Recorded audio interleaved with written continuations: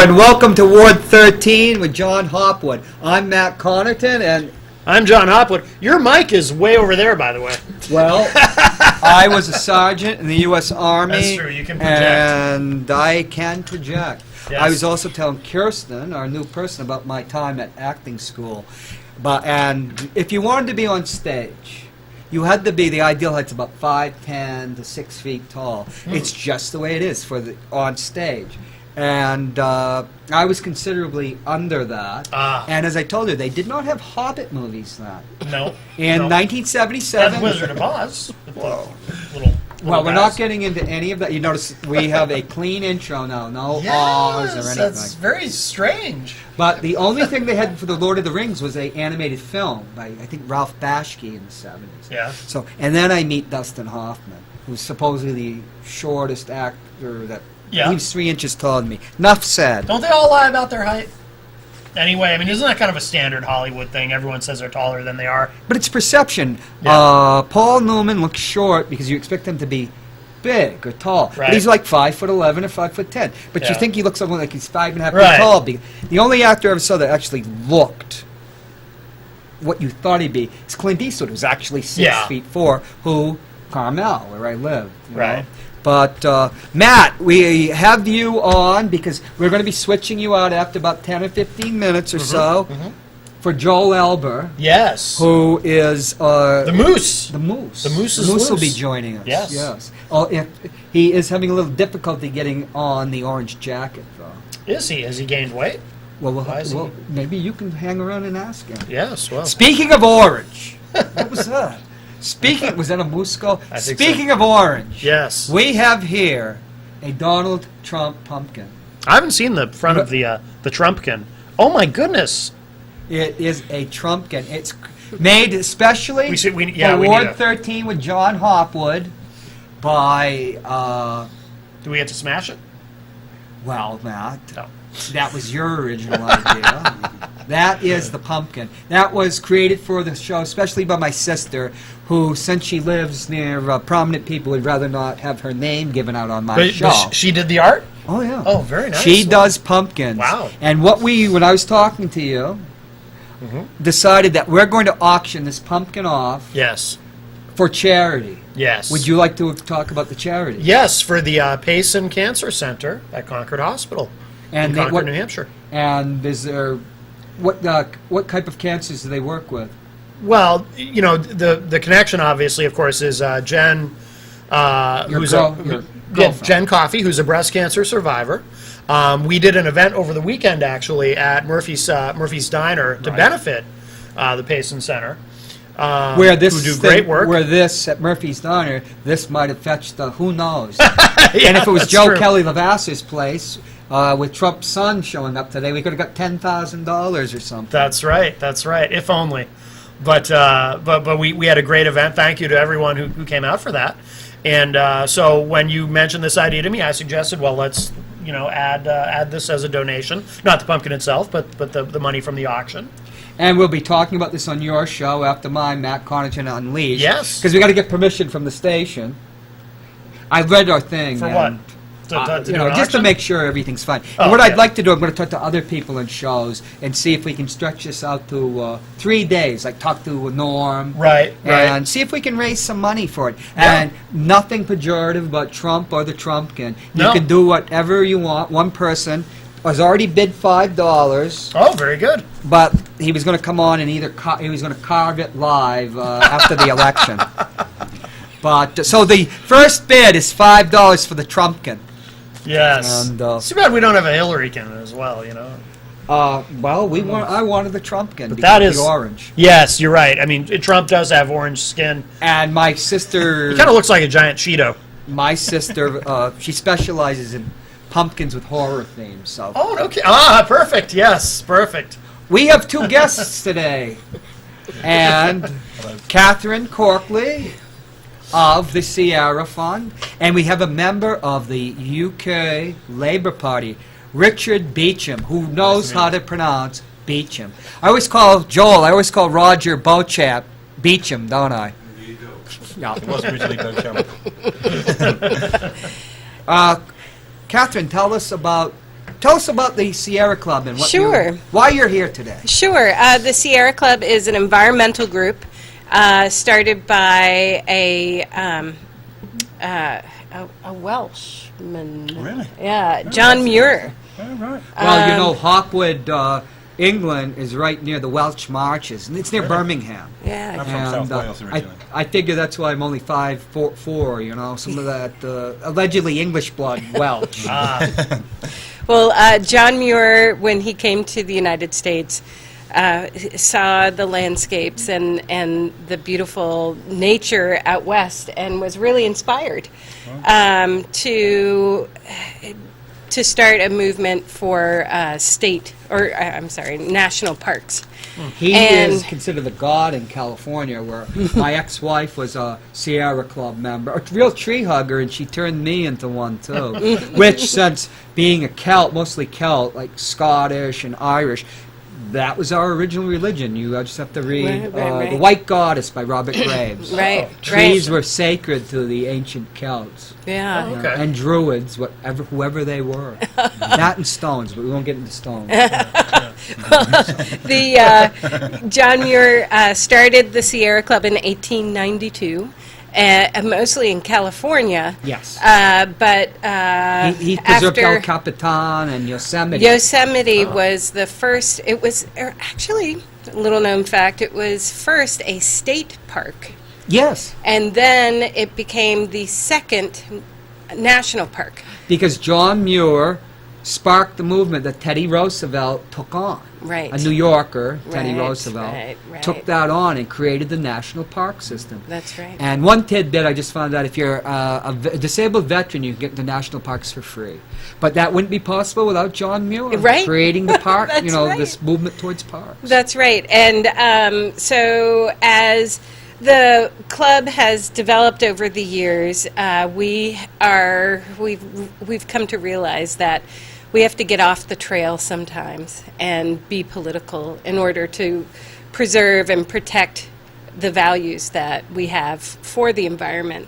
And often these values have to do with public health, with the air and the water we drink, as we've seen with the PFOA issue. PFOA being plastics, Yeah. type of volatile, which here we have in Lichfield and Londonderry, the Right. poisoning of the water. Yeah. Right, Yeah. right. And it's those kinds of issues that we have taken on all over the country, and we realize there is a political component. Catherine, do you really think you need to lobby? I mean, in 1980, Ronald Reagan said that most of the pollution came from leaves falling off of trees. I mean, if that's not hard science, I don't know what it was. I think I recall that. Yes. And I was covering a debate with John Huntsman, who people thought was going to be the candidate in this year, 2016, Right. after Romney blew Should it. have been. When I was there when he immolated himself, when he said, "We cannot, this party cannot turn its back on science," referring to global warming. That was it. That was the end of it. I was at the Verizon the night before the election, Romney people, and I mentioned, so I wouldn't get lynched. Oh, well, I supported John Huntsman in the Yeah. primary. I Yeah. was mad at Obama for various reasons. And they said, he's not a Republican, he's a Oh, yeah. Democrat, which Joe Kelly LaBasser, he's a Democrat, when I was sitting right on that seat. Well, with the Republican Party, you step out of line on one thing, like embracing science, and they call you a liberal or a rhino. We can see global warming. I was sitting in somebody's yard. Birds that were down in Maryland are now here, and they're foreign birds because the climate's changed. Oh, yeah. It I'm is. covered with Hottest poison summer on ivy, record. because I was weeding, because my Yeah. bad back, I couldn't weed. Suddenly, it's late October, and I've got poison ivy. Wow. Oh, sorry. I had a pretty You can shake bad the sandwich, bout. No, I warn people. Yeah. But so today we actually announced our state endorsements for different races. We endorsed Colin Van Ostern for governor. For governor. And then we had 3, let me get the list The here. senators? I know very little about Van Ostern. Yeah. That's for your show. Oh, good. Yeah. we- You do know now that he's endorsed by the he needs Sierra it, right? Yeah, that's literally all I know about him. He's taller than P-Dub. So. Is he? That's That's a giant oh, of a yeah. man then. 2 things? He's about 6 feet. 2 6. things I know now. 2 things about him, yes. Very nice person. I've met him a few Well, times. that's 3. Executive Council, we've endorsed Andrew Valinsky for District 2, Beth Roth in District 3, and Dan Weeks in District 5. Weeks. Litchfield. Yeah, that's right. And then in the state senate for, let me see if we have any Manchester area senators. I do not. The closest we get is... What about Hillsborough County? Yeah, in Hillsborough County, we've got Peggy Gilmore. Oh, Peggy Gilmore, yes. Yep. And Roger Tilton. Okay. He's in Milford. He's from Milford. That's District 11. Milford, the Yeah. Oval, where if you want pumpkins like this, Pumpkins. there's a consignment store on the Oval in Milford. Oh, But they didn't want any publicity. we could have had a whole table full of Trumps. No, there were only one. Only one. Only They- one. they have My a really sister's good- for Hillary. Yes. This was an act of love for Ward 13. Yes, yes. Well, What about Manchester, let's New see Hampshire? What about state reps? Manchester. I bet Tim Smith was State endorsed. My friend Tim. reps, he was. What about Mark McKenzie? And who's been on the show? his companion in District 17, Mark Mark McKenzie. McKenzie, former head of the New Hampshire AFL-CIO, who's been on our show. That's right. And District 19's Bob Backus. Bob Backus. Yes. He's been a member. He's an incumbent. Yeah. And he's been a member of the Science, Technology, and Energy Committee. Now, speaking of lobbying, you know I lobbied you to get Joel Elber on because I'm Joel Elber's campaign manager, and he was endorsed know by the teachers. And when we got that letter, Joel, didn't I say, I thought I'd forgotten to send that in. Oh. So Joel, blame it all on me. I actually did. ADHD. Oh. And then the last, we've got one more. Chris Herbert Yep. Oh, Chris Herbert. From, Chris has been Yep. on my show, and I've been on his show. from Yeah. 43, District Oh, yeah. 43. Yeah, he and Bob both have shows here. Yeah. Yeah. Oh, okay. Is that You a should go. floterial? Yes, that's the Flotarial. Okay. That's embraces the east side of Manchester, and as we all know, Ward 13. Well, Ward 13 is state of mind, really. Yes, If you are on the west side, you need to though. I'll just say this year, people don't send out the letters anymore.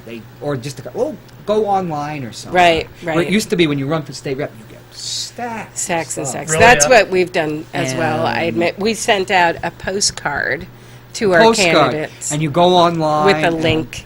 We did get the teachers one, which I was Apparently. guilty because I forgot to mail that one in. Yeah. And the AFL-CIO I forgot to. Oh boy. No, Joel's it going was- to fire you. Yeah. it's hard to fire somebody that doesn't make any money. Right, right. and Joel, the sign. Already fired him. Wow. It's not even election time. Wow. Breaking news on Ward 13. Joel, the sign you saw that was down that you didn't pick up disappeared. We'll get into that later. Oh, scandalous. Anything else So- about the Sierra Club? Yes, so we endorsed these candidates. Is Hillary endorsed? Yes, she is. And today we focus on the state Okay. level. And perhaps we can have you back for the other offices. Sure, sure, absolutely. And we had a questionnaire, as you alluded to, and then for the incumbents, we looked at their voting records, and we did interviews as well. as we saw fit. And we've got a committee of, I think it's like 8 people who review this. It's not just me. I can't take all of the credit. We've got a committee of members from around the state who review all of this. How strong, in California, the environmental movement is very strong. My father lived in Vermont in the early 70s, had the first bottle bill. And this seems to be the only state that I've lived in since I was able to vote that won't have a bottle bill, and which I find ridiculous. Do most states have it? No, the ones Well, I in lived New England, Yeah. they certainly California, New York. do. Yeah. Michigan's a big one. Michigan is Really? a big one. Yeah, because in the show that Joel calls Steinfeld, Kramer and Newman, they're going to take Yes. the 10-cent cans to Michigan. Yes, but, yes. things went awry. I often thought about that, too. Hey, I take the... You ever notice they distribute Massachusetts cans up here? You just go visit a relative down in Massachusetts, you take them down there, you get your 5 cents. Oh, there you go. That's how I've been affording, the psychotropic meds. Oh, good. Well, I had to do it some way. Yes, yes. You always find a way. Where there's a will, there is a way. That's right. Let's go on to Mr. Beecham. Yeah. What's the state of environmentalism in the UK? Fracking is the big issue at the moment.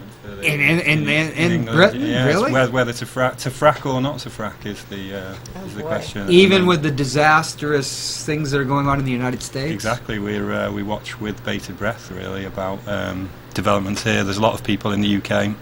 What is the anxiety? Whenever people would argue about Margaret Thatcher, I'd always say, don't you realize if there'd been a Labour government, all that North Sea oil, her miracle was all that North Sea Yeah. oil. And being my main ethnic group being Scot, figured, well, get rid of the England and then you can be Norway, Yeah. with all and that oil's running out, isn't it? It The is, North and that's Sea why. oil. And the people don't want to be reliant on Russia, so Yeah. they want to frack for gas Is at the there? moment. So, but I'm against it personally. I'm an elected councillor in Cheshire West, where we have huge fields of for a right for unconventional gas extraction, but we're fighting quite strongly to stop it from happening. But the government have just overrided a decision by a local council to ban fracking, and the government have overridden it. That just happened a few weeks ago. So it's a landmark case which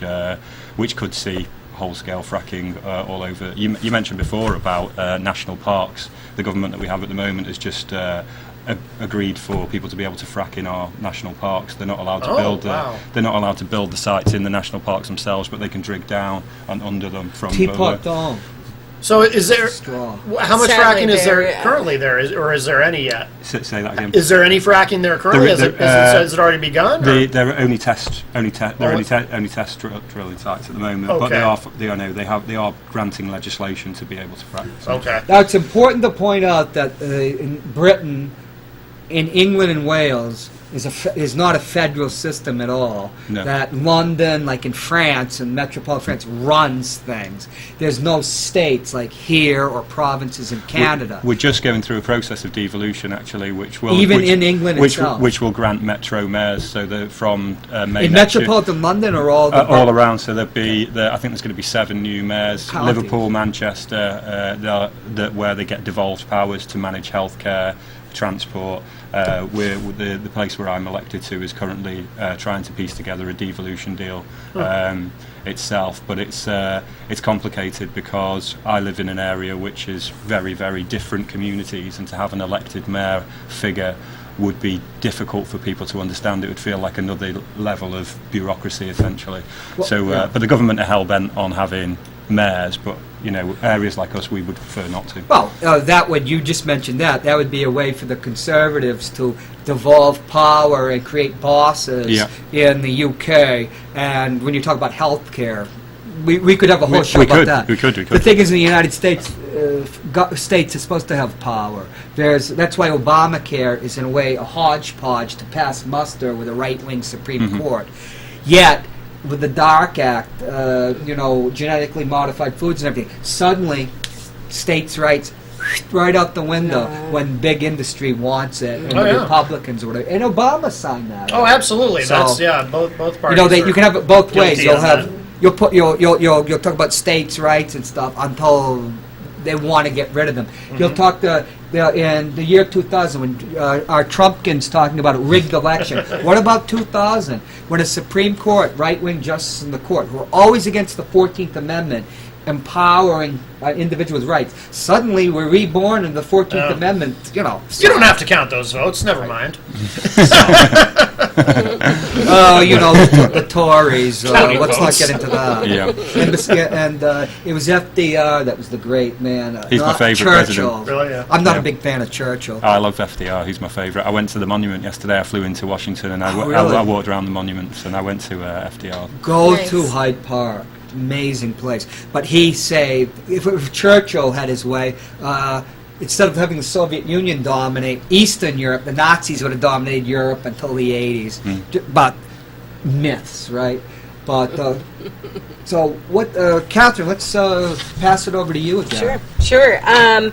One of the we had a related issue about fracking here in New Hampshire with a proposed gas pipeline that would have connected Pennsylvania gas fields to the East Coast through via New Hampshire, southern New Hampshire. There were, I think it was 27 towns that this pipeline would have gone through. Oh, right, wow. And it was a new pipeline, and so it was all new new properties that it would cross. That would have affected, yeah. And that was very hard for a lot of communities to take.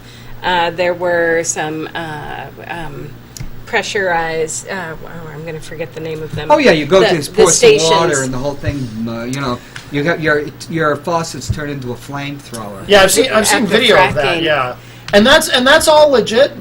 Are those videos? Because I've heard some people say that those are a setup. That those aren't legit. The water. No, flaming those things are real. Wow.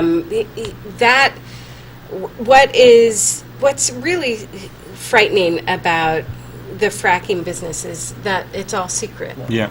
The chemicals that they use are totally super secret chemicals, and so you won't know about them. Right. And because they release a gas, your water tanks, your well, your drinking water well, is a perfect conduit for that gas to Right. get into your yeah, house. Yeah. And that's real. Yeah. That's scary. Well, It's frightening. we're going to switch Matt out with Joe. One question.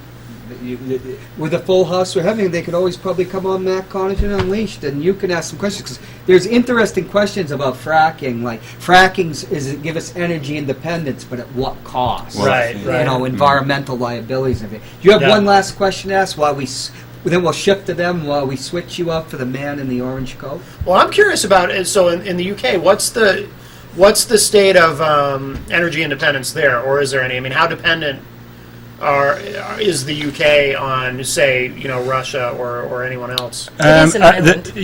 The drive is about energy independence, I would say, but we've. It's difficult in the UK. The French run a lot of our nuclear power stations. We've just signed a deal with the Chinese to build the next one.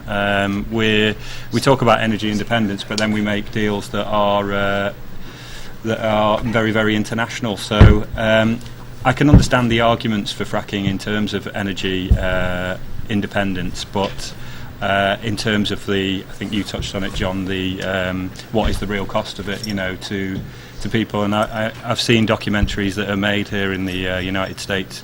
One that springs to mind was Gas Lamp, which shows people being able to literally light the water coming out of their taps, and it's you can't nothing is worth risking people's health, I don't think. And Yet those calculations are made every day. yeah, you prove to me that it's safe, and I would support it. But I don't think we should just do it and then figure out what the problems are further You mean down like the line. genetically modified organisms in food? And everything else that we've Hey, we're welcoming with Joel Elber. This is the Moose. How you doing, Hi, guys? Lou. Nice to meet you. Nice to meet you. Nice to meet you. Now, do you still live at the UK? Or, Yeah, or I've just do you come live- for 2 weeks. I came a few years ago to learn about your elections here before I was elected myself, and I've just come back for 2 weeks. You know, friends. I'd met Kathy then, and I arrived in Manchester this morning. And what do you think how our due process here compared to the UK? Well, I think democracy. The word democracy is massively powerful here in America, and it means you know it's a really emotive subject. In the UK, I think people. We say that we're one of the oldest democracies and all these kind of things, so I think we treat it slightly differently. But I think the process of electioneering here is a lot more visible and a lot louder. And in the UK, it's we've got our stiff upper lip, so it's not quite as exciting. How long? When you have a parliamentary system, Yeah. and until this election, until a little while ago, Matt would tell you, I was always for a parliamentary system, but without first past the post, Yeah. with proportional representation. Yeah. And suddenly I'm learning some of the virtues of American democracy, like an electoral college, in Yeah. case this Trumpkin ever got close. But the thing is, in a parliamentary system, this guy he's probably going to be wiped out, and he's going to build a network, which my friend Matt predicted months ago. But in a place like Italy, like a Berlusconi, he could have in a parliamentary election, he could have become a political power. Yeah. And Scary, yeah. so it's like What's the the best? balancing act between I a guess parliament and this system with the presidential system. Then in France, you have to have a hybrid because the French love their revolutions. Yeah, they got you know. the- So you had to have de Gaulle Yeah. come in 58 in the Fifth Republic. But how long, when in the UK, in the British Parliament, when the government within 5 years can call an election whenever it wants? Well, Or is it we've changed we've constitutionally? changed recently to have fixed-term elections, and I think When did that happen? it happened when David Cameron first became Prime Minister. It was a coalition government. So with the like Liberal Democrats. Australia now. when Yeah, they they're adapted. fixed terms, but you can. I think if there's a vote of 2/3 of MPs, you can call a general election, but only if there's a vote of 2/3. But So you know, no you more 5 years. Is it a 3-year mandate? five years. So in Australia, it's a parliament. 3-year mandate, but they have a real Senate because Yeah. they're a federal system. Yeah, but we still have an unelected House, which is. But the House of Lords can't have much power at all. Well, I mean, it can can still it can reject block legislation. legislation. Yeah, you know, it's an odd system for a country that calls itself the oldest democracy. Good God, Tony Yeah. Blair. Let's not get into him. So let me ask you, what do you think of our two candidates? I mean, have you ever seen anything like this in your lifetime? No, you know, I think people in the UK, they can't see Donald Trump as a president because our experiences of Donald Trump are that he tried to built a golf course against big public will on the coast of Scotland and forced that through, and then he's a reality TV star, you know, so his public profile in the UK leads him to be not somebody that we would think of as presidential. I mean, it's obviously up for the American people to decide, but And- I would say that Hillary Clinton has a presidential profile because of her experience, whereas Trump not necessarily so. Also, when we talked about Brexit on my show, but one of the European community had its start after World War II, Yeah. but there was also NATO, which Britain is an essential member of Absolutely, NATO, and here's a person which has kept the peace in Europe for what? Since 1945, or whenever it was created, about 1949, Yeah. and Britain being one of the essential members, with France going out for a while, a generation coming back in. And here's a man that wants to just abandon the balance of the military alliance. It's kept the peace in the world for how long? I know. Well, I was saying to And I'm Kathy, no militarist. No. I was saying to Kathy on the way here, it's scary because what Donald Trump's, his whole thing is about divide and rule, and that's what's happened with the European referendum in Great Right. Britain. It was about, all of the people who were adamant that they wanted to leave the EU and wouldn't hear any other argument has been married together with a kind of sensible group of people who listen to some of the stats that have subsequently been debunked. Right. And they managed to figure out that if you put all of the essentially crazy people together and all of the people that would listen to those kind of arguments, particularly about immigration, then actually it equaled 52% of the population, and now we're leaving, and all of the kind of more progressive, let's all be European friends and allies together, we only accounted for 48% of the people. And I think for somebody like me, who I campaigned quite strongly to stay in the EU, I was absolutely shocked by the result. Couldn't get over it, to be honest. Well, everybody was shocked, including the markets. I think it's a And disaster, to be completely It's honest. starting now, the economic fallout Yeah. on sterling. I came here with my money, Pound. my pounds that when I came 4 years ago are, it feels to me like everything's gone up massively in price here, but obviously Right. it hasn't. It's just, it's my perception of what my pound was worth against the dollar has, dropped considerably. Right. It's almost 1 for 1. It was 1.5, I think, last time I came. Remind me, what was the vote percentage? I think it was For Brexit. 52-48. Oh, but like how many percentage of voters? Turnout. It's I well think it was over about 60. I know it's about 80%. I think went it was, up it was that. it was huge. Yeah, but it was highly emotive, and the Labour Party in the UK had a let's stay in because we wanted to protect workers' rights and all of the other great legislation around health and education and rights to these things that have come out of Europe, but our arguments weren't big enough for the. Who you're going to blame for the problems in your life. It's not our fault, it's not the government's fault, it's those people over there, or it's those people over there. other. And this is exactly what Donald Trump's doing as well. He's finding people to blame that pits people against each other and whips up enough of a storm for people to think, oh, well, this guy talks for me. He doesn't really, he doesn't.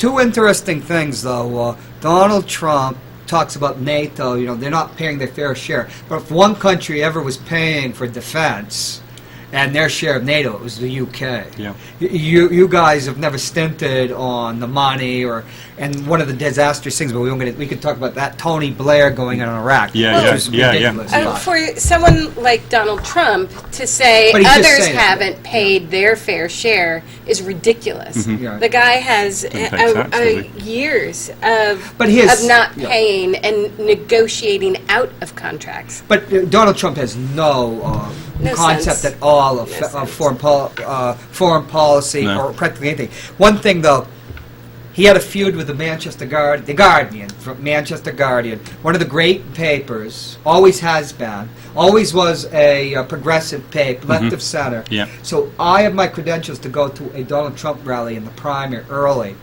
And who do I ride with? Two young people from the Manchester Guardian. Really? And a guy from the AP who's been newsman forever.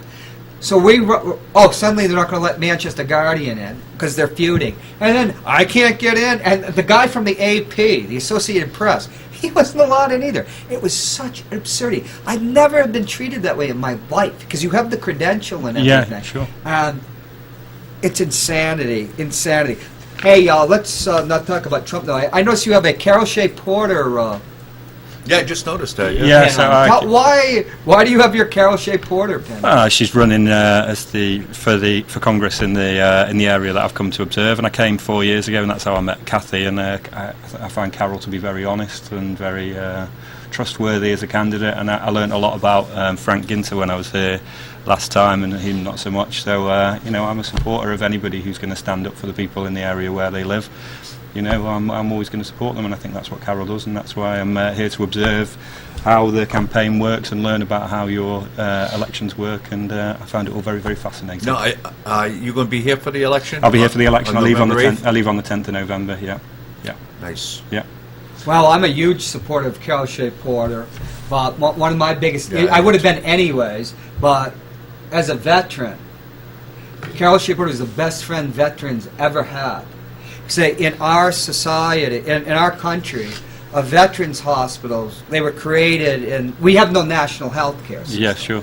So the we, veterans... We almost haven't. Right. It's Yeah. going. The veterans, the hospitals were created about the pressure for them 1930, when they, by veterans like my great-grandfather, who the Yankee Division Thai class, World War I, Wow. fought in every major engagement in France, 1917 to 1918. Wow. He was a Republican, he's big in the American Legion, which is a conservative outfit, but they great pressure to create veterans hospitals. Veterans after the war, he had gotten gassed. Afterward, they went to what was called these national health hospitals that were for tuberculosis. Wow. One of the people that went there was Dashiell Hammett, the great writer of like was it Sam Spade, the Maltese Falcon, and everything. Right. He, you'd have to go, and there was nothing for veterans. And 1930, it took to the Bill Clinton administration for the Veterans Administration to actually become cabinet level. But one of the things was a congressman or woman in their district really is the person that really oversees a veterans hospital. In the old days, they handed out the patronage, but things became more rationalized under Bill Clinton, who was also one of the best friends veterans ever had. So, the attack on the Manchester Veterans Hospital in the early part, the first George W. Bush administration, when we had Judd Gregg and John Sununu Jr., we had an entire Republican congressional district. And this is when George W. wanted to put all the veterans into HMOs. Because at that time, the Republicans controlled the Senate, and Bill Frist was the majority leader in the Senate. His family owned the largest privately held hospital chain in America, if not the world, which was fined $250 billion for Medicare and Medicaid fraud in the Clinton administration. Wow. They wanted to put the veterans in there to squeeze the money out. So we have the Republicans up here allowed that hospital just to decay. So it was going to be a poster boy for privatization, because every 4 years the presidents come through here, and every 4 years they talk about the Veterans Hospital. 4 years ago, Romney, you run around. Are you going to put us on vouchers? We're all against it. Now we have vouchers. This pressure towards privatization. In our post office, the Republicans trying to privatize that. Ours is already gone. So Royal Mail is now privatized. The Republican congressional delegation of New Hampshire, with Judd Gregg as the point, wrecked our... It's not a hospital anymore. We're the only state that doesn't have a hospital. And every 4 years, people like John McCain come through, oh, we're going to do something like that. So we have to go to Boston area to get our care. But Frank Ginta, the union leader, said his constituent services towards veterans, non-existent. He doesn't give a damn, and it decays again. Whereas Carol Shea Porter, she's so dedicated to veterans. She told me that's the first call she makes every day. And there was this great woman that worked in the Manchester office that handled veterans affairs, Abby Sickles. I know that her intervention saved a veteran that I knew his life. Wow. I know that Frank Ginta and the Republicans and what they did with the Veterans Hospital adversely affected my life. I know that Carol, her veteran services, second to none. And, you know, everybody says, thank you for serving, their way of... And then... Well, Republicans take the veteran vote for granted because many of them are very conservative, you know. But it's just a tragedy. Let me ask you this, Rich. On? How are the veterans treated in the UK? In what sense? Well, it's a smaller force, Joel. They have a very small professional military. They don't have this huge military like we do. I think we have something called the Armed Services Covenant, which local councils are encouraged to implement, and it's about making sure that services are open and accessible. I sit on the board of a publicly owned chain of leisure centres, which is like we have community interest companies in the UK, which are they operate as private companies, but they're not for profits essentially. And our council area has released those into the leisure centre into it, and we're encouraged to give free access to veterans after they return from the war, and the council But tries encouraged to do though. these things. Yeah, well, no, sorry, we have to do it for a period of time. Now, are you a So- veteran? No. It's not the same, Joe. They don't have the same. But we don't have the same kind of participation, Oh, I the see. same part of the military. They don't have a this big. We large don't. I military don't think force. we don't have the same. Just smaller, and they're most of them are lifers. That's right, You don't yeah. go through for 4 years like I do. Yeah, it's like a They're more professional. It's a career. career. Right, It's a right. career. To get an Okay. education, for instance. Yes, and lots of people will leave school and join the army or the navy, and they'll stay in there and work their way up over it. And the pensions are great. You can leave after your years of service and with skills that you can use in the private sector and still get a great pension from the army and be working. It can be.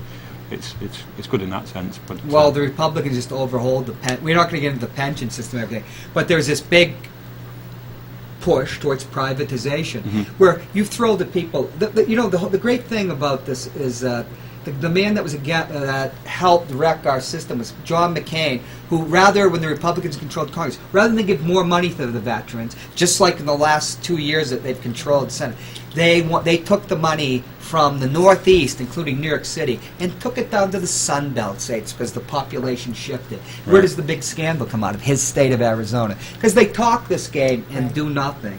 And there are things that the VA, PTSD for instance, that it's necessary for them. Once you get a veteran out on the system and you're paying 10 cents on the dollar, the care is going to very deteriorate. Yeah. But then I don't have any responsibility for that. But that's one of the reasons I'm so strongly for Carol. And one of the reasons Ginta, remember Matt asked me to co-host the show with Frank was on. I said, no. But let's talk about, there's a third candidate, Sean O'Connor, who's here. Sean O'Connor came to this state. He's campaigning hard. He came to the state. he? That's what I hear, or aggressively. I haven't seen. Really? The signs are up. Yeah, well, signs. Right. But I don't know of any events that he's actually. Oh, he doesn't even. So these are attended. just campaign. I don't know of Okay. any. Well, all I know is he came I've here. tried to see him, but I think he did a segment with WMUR. Wow. well, I mean, like public events, Oh, like yeah. out and in the district, Okay. actually. So he's But- not really. But convinced. I He's a haven't seen rich man, came from New Jersey, wanted to imitate like Frank Ginta. He originally came to the state to run against Gene Shaheen for the nomination, but Scott Brown and the $50 million Republicans said. So then he shifted his eye towards the seat, Carroll's seat. And he used to come to the Manchester City Democrats meetings, and people who talked to him said, well, this is a blue dog, a very, very conservative Democrat who's really almost a Republican. Then, when Bernie Sanders is doing well, suddenly he's a Bernie Sanders person. Right. And I just wonder, who is this guy? If he cared about veterans, seniors, and all that, and he was a real Democrat, which he's not, he wouldn't be running against Carroll. So it's a wild card now, but I think whatever vote he'd get would probably come from Frank's people. Yeah, And I don't think Carroll has to worry about him. I think the poll that was released last week from WMUR had Carroll at, was it 39? I'm not sure. It doesn't matter the polls. The polls are up. Man. And Sean O'Connor's got the Union Leader endorsement, which is like the Sports Illustrated Oh, did he get cover hat. endorsed? I think I heard that vaguely. Oh. The point is, I know who Carol Shea Porter is. And like when I was on Joe Kelly Lavasser's show, Joe supports Ginta, he says he respects her. He knows exactly who she is. We know who Frank Ginta is. But there's this third party that just came here, opportunism. Have no idea who this person is. And it is kind of emblematic of this weird election we're having. Well, that's like the Free Staters here that's running in other districts. We don't even know who the hell they are. Right. Or Right. what they really believe in. Yeah. But, hey, so nice to have you on. Thank Is you Mr. for having Baseball us. here? Yes. It's the World Series. Excellent. Something that I remember Well, being in thank you for- England and not being able to get baseball in the early Yeah, oh, 80s. tonight's the apologize first for night, that. right? Yeah, tonight, yeah. Oh, And exciting. maybe Matt, talk to Matt. And Matt loves the things about the UK. He wanted to do a Brexit show. So remember that, Matt? Well, thank you for having us on. I really appreciate it. Oh, I appreciate Yeah, you. very nice to meet you. Yeah, very nice to meet you. But we Thank got you to very talk much. about Enjoy your baseball stay. now. Thank you very much You're indeed. welcome. Take care. Mr. Baseball, Yes, sir. come on up. Come up to the batter's box. Take care. I was on deck. Mr. Baseball, we have a Cubs-Cleveland World Series. We do. How's Let's it going? first say, it's Hi, John. Moose. How are you? Good, John. Nice jacket. Oh, thanks. Yeah, I just got out of the cleaners. Does that say Mr. Baseball? You got a Mr. Baseball shirt? Oh, look at that. Oh my God! I have a bunch of them in hats. Really? Yeah, I used to do them in sports quizzes and, in different bars. Now, Mr. Baseball, we wanted to get you from Billy's Sports Bar, where you often bend your elbow, I guess. Well, I go in, yes, that's a good way of putting it. Maybe next week we can have a remote, either by Skype or something. Okay, We'll figure that out afterwards. yes. But we were talking. You won the title of Mr. Baseball on a question of the night. What was the 1929 World Series? You got it, 1929. But we were talking about the 1920 World Series earlier today. Tell us about the 1920. Who was in the 1920 World Series, Moose? It was a Midwestern team. Midwestern team. Team you kind of were pulling for because the Yankees. My great uncle pitched in that World Series. Really? Okay, Yes. Mr. Baseball, we'll have to turn Cleveland it over to you. Indians and the Brooklyn Dodgers, and Cleveland won. You mean were they the Dodgers or the Robins? No, they were the Dodgers then. Okay. Yeah. Because they had a couple. They were the bridegrooms at the Right. time. Dodgers, Charlie Dodgers. Exactly right. And why they were the Robins, I don't know. It's like the Boston Braves were the Bees in the 30s. Well, I Yes. found out today that the first World Series took place in the 1800s. That's a different type of World Series. Yeah, really, it's That was a national league. yeah. People would sponsor a cup and call it the World Series. Yeah, Really? yeah. The official World Series started in 1903. Right. The Red Sox. When the Red Sox and, was it the Giants? No. Pittsburgh. Pittsburgh. Hans Wagner. No, Wagner was not on the team. He wasn't in No. 1903? I don't believe so. I could be wrong, but in fact, I think I am wrong. But That was Jimmy Collins' Red Sox. team. Pittsburgh won 3 out of the first 4 games, and the first 3-game winner in World Series history was Deacon Felipe of the Pirates. And then what happened? The Red Sox won. It was a 5 out of 9 series. Red Sox were down 3-1, came back to win at 5-3, and none of the 4 World Series that were 9 games ever went past 8. Okay, and then 1904, Boston won the American League pennant. It was like Super Bowl III. You had Super Bowl, they didn't even call it Super Bowl 1, 2, but 3 was the real one that, when you had the AFL champion, was that the last Super Bowl where they had the AFL champion, the Jets, and the NFL champion, which was the Baltimore Orioles. But the AL, American League, was an upstart league. Baltimore. And the National League was the established league, so they had that first World Series. Because when I think in '70s when the two football amalgamated to AFC, so the Super Bowl III, where he's a Jets fan, it's the only thing he has is a Jets fan. That was one of the greatest. That was the not Rose Bowl, 16 to Super 9. Bowls I've ever seen. but The underdog. So- I loved it. Yeah, they Thinking- played the Baltimore Colts. Colts, Colts, right? yeah. And the name Heavy was predicted favorite. Heavy that, favorite. They were going to upset them. Right. Yeah. Joe But they- Namath. Joe Namath, yeah, my idol. Yeah. So Yeah. the Super Bowl III would have been equivalent to like the 1903 World Series, in that the upstart upset the heavy favorite. So what happens in 1904? In 1904, the Boston Red Sox win the American League pennant again, Right. and the Giants When of John McGraw win the NL pennant. And And, he what did- happened? he said, "I will not play the inferior league." But there's a story about he was in Boston when he was with the Baltimore Orioles, which is the toughest team in history. Right. They used to harass people. If you were going by, they'd grab your belt. They'd throw dust in the face of umpires and stuff. And John McGraw, who was a Hall of Fame manager, one of the toughest. He was there when the Boston Bean Eaters, will be National League team. They had that riot, and they burned down the Huntington Fields in a part of Boston. And he thought he was going to get killed then. So he hated Boston with a passion. He was almost lynched. Yeah, The old Baltimore Orioles, a National League team. Yeah, the old Baltimore Orioles became the New York Yankees. Yep. Because the AL team became the Baltimore Orioles, which became the Highlanders. They Right. moved in Right. 1902. Yeah, the Highlanders. And when we're talking about the Boston Red Sox, 1903-94, Right. they were the Boston Americans. Yes. Same franchise. Because the Red Sox was a name that the National League team, the Braves, often used back then. Red Stockings in the old days. Right. Yeah. And but Cleveland, how many World Series? Tell us about the night. How many World Series? We talked about the Cubs. Have the Cleveland been in? 48 was the last time, Okay, they were in 20, 48, and that's it.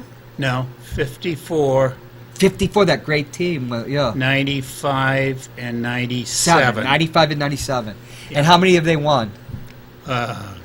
One. 48. 48. Now, what's so special to Boston fans about the 1948 Cleveland team? Well, they beat the Red Sox in a one-game playoff. Right. And they threw a rookie by the name of Gene Bearden. And the Red Sox, for some crazy reason, started a guy by the name of Denny Galehouse. Yeah, Joe McCarthy, who had been a great manager with the Cubs and then the Yankees. Yes.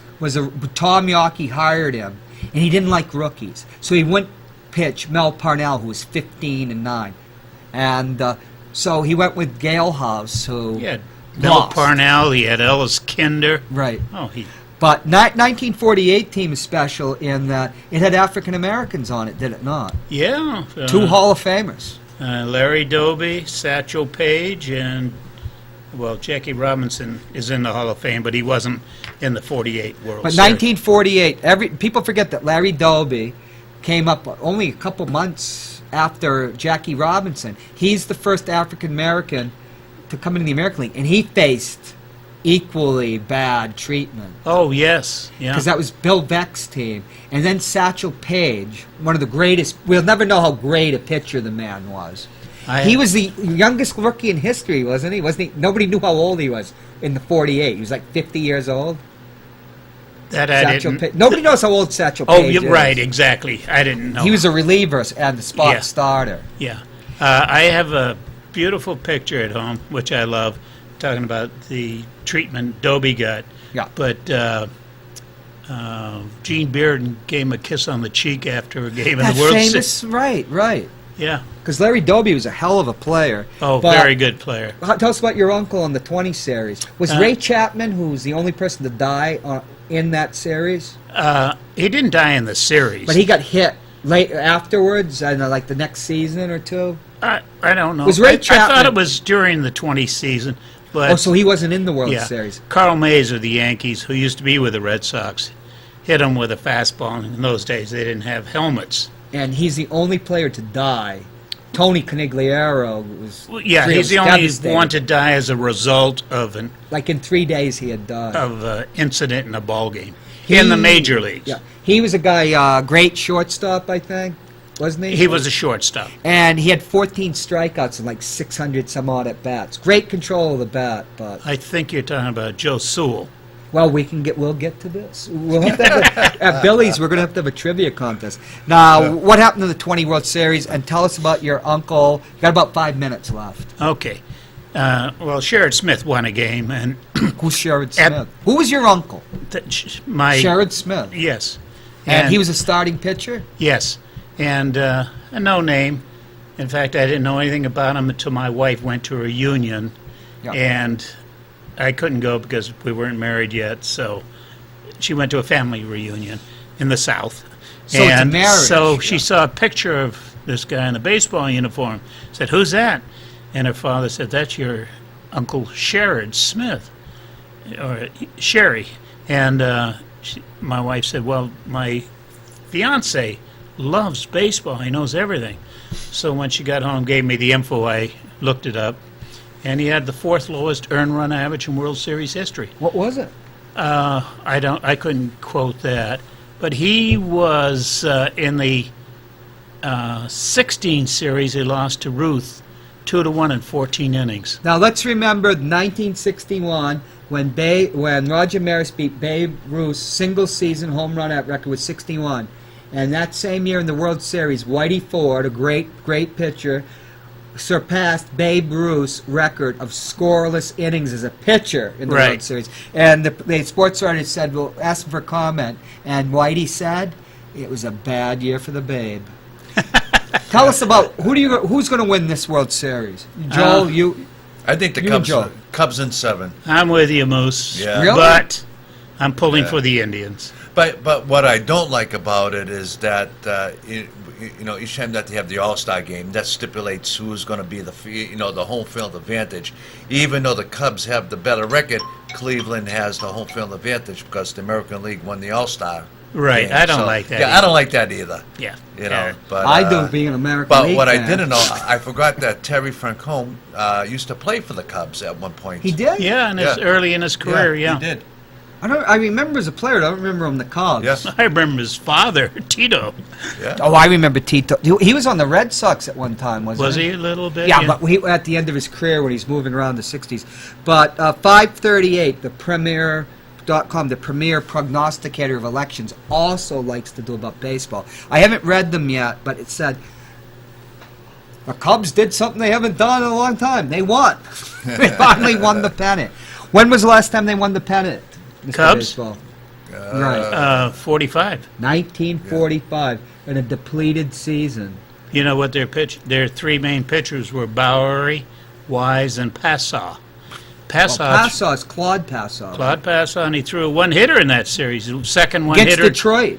Yes, and Rudy York got the only hit. Now, was Kent Greenberg back? Yes. From the he had just come back from the Army. He hit the only 2 home runs for the Tigers in that series, and Phil Cavarretta hit the only one for the Cubs.